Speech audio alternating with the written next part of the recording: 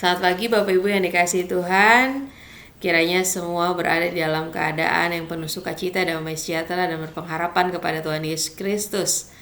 Sebelum kita mengawali hari-hari kita dan segenap aktivitas kita pada hari ini, hendaknya kita merenungkan firman Tuhan sebagai pedoman langkah kehidupan kita. Mari mohon pertolongan Roh Kudus, kita bersatu dalam doa. Kami mengucap syukur kepadamu Tuhan untuk hari yang Kau beri bagi kami, nafas kehidupan, kekuatan, dan kesehatan, bahkan penyertaan-Mu di tengah segenap kelemahan tubuh yang kami rasakan pada saat ini. Kami hendak membaca dan merenungkan firman-Mu yang adalah pedoman langkah kehidupan kami. Kiranya Roh Kudus Tuhan yang memberi kami hikmat dan kemampuan agar kami dapat memahaminya dan melakukan dalam hidup kami sehari-hari.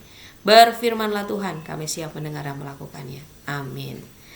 Pembacaan Alkitab pada pagi hari ini terambil dari kitab Amsal pasal 22 ayat 22 sampai dengan 23 yang menyatakan bagi kita sekalian, janganlah merampasi orang lemah karena ia lemah, dan janganlah menginjak-injak orang yang berkesusahan di pintu gerbang.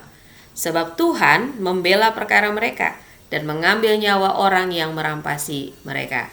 Demikianlah pembacaan Alkitab. Berbahagialah kita yang tidak hanya mendengar tetapi mau melakukannya.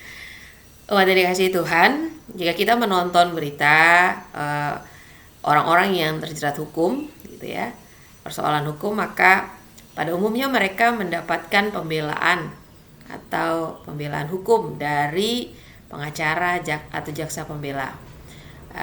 Dan ini merupakan satu sukacita sehingga mereka di tengah kelemahan, di tengah keterbatasan, di tengah ketidaktahuan mereka terhadap persoalan-persoalan hukum, mereka mendapatkan pembelaan. Mereka dapat mengetahui apa yang menjadi hak-hak mereka, walaupun mereka tetap harus melewati proses persidangan yang ada. Namun jika seseorang tidak memiliki pembela dan mereka berada di dalam keadaan yang lemah, mereka berada dalam keadaan yang menderita, berkesusahan, siapakah yang menjadi pembela mereka? Firman Tuhan pada kitab Amsal pada hari ini menyatakan bahwa Tuhan yang akan menjadi pembela perkara-perkara mereka yang lemah dan berkesusahan. Tuhan menyatakan diri bagi mereka yang berada dalam kesusahan. Bahkan pada ayat yang ke-23 sangat jelas dikatakan Tuhan sendirilah yang akan mengambil nyawa mereka yang merampasi orang lemah. Tuhan tidak tinggal diam. Dia menjadi pribadi yang selalu ada dan membela mereka yang berada di dalam kesusahan.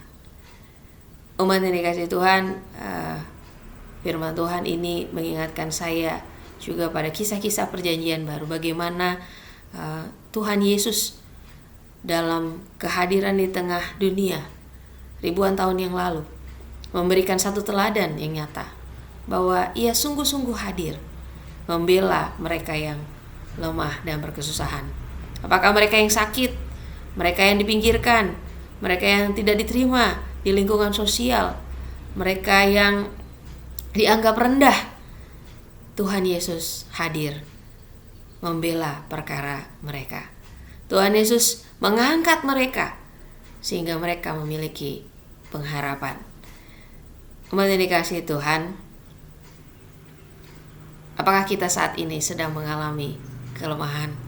Apakah kita saat ini sedang mengalami kesusahan? Saya pada saat ini hendak mengingatkan kita melalui firman Tuhan bahwa Dia adalah Tuhan yang membela perkara-perkara kita. Dia adalah Tuhan yang membela setiap kita yang mengalami kelemahan dan kesusahan. Dia tidak akan tinggal diam. Dia yang akan menyatakan keadilannya bagi setiap orang yang mengalami kesusahan. Oleh karenanya, umat yang dikasihi Tuhan, kiranya kita tetap berpengharapan kepada Tuhan. Kelemahan, baik secara fisik, ekonomi, dalam segala hal, kesusahan yang kita alami, kiranya kita tetap percaya, kita tetap beriman, kita tetap berpengharapan bahwa Tuhan akan menjadi pembela perkara-perkara kita. Dia akan hadir menopang kita, menolong kita melewati segenap persoalan, kelemahan, kesusahan yang kita alami. Selamat beriman, selamat mempercayai bahwa Tuhanlah pembela perkara-perkara kita. Tuhan memberkati.